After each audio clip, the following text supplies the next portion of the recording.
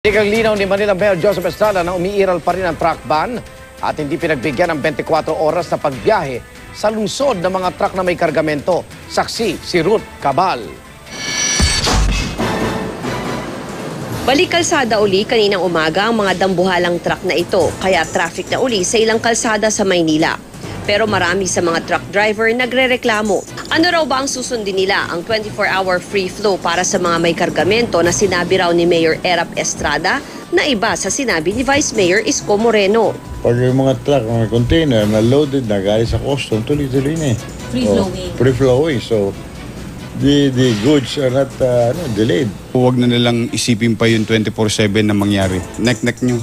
O maghintay ng alas 10 ng gabi hanggat wala pang bagong ordinansa. Nalilito nga kami kung ano nila magulo sila Bago-bago ang kanilang sistema. Masama rin ang loob ng Alliance of Concerned Truck Operators Organization. Yung kasing sasabihin niya na bata-batang usapan yon, nek-nek nyo.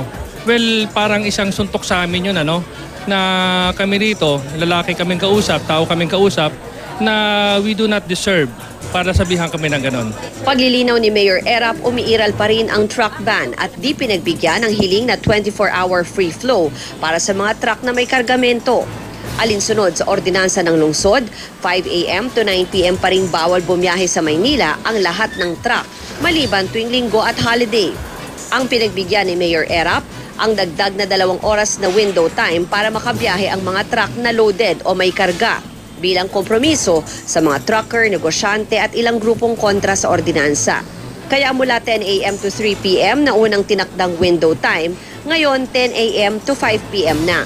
Sa mga oras na yon, may bubuksan ding isang lane para sa mga truck sa Rojas Boulevard. Import-export, pwede pumasok sa 10 a.m. to 5 p.m. And take note, 3 days to 2 weeks itong study to. So pwede namin bawiin uli yung 2 hours, pwede naman namin dagdagan ng 2 hours, o pwede rin 24/7. The word is possible, hindi granted. Don't assume. Kaya nga sabi ni Pangulo Mayor Erap Estrada kahapon, sumunod muna kayo. Hirap sa kanya, puro pera iniisip nila. Sila na lang kumikita. It's a sacrifice. It will always be for the greater good of the greatest number. That's always in our mind.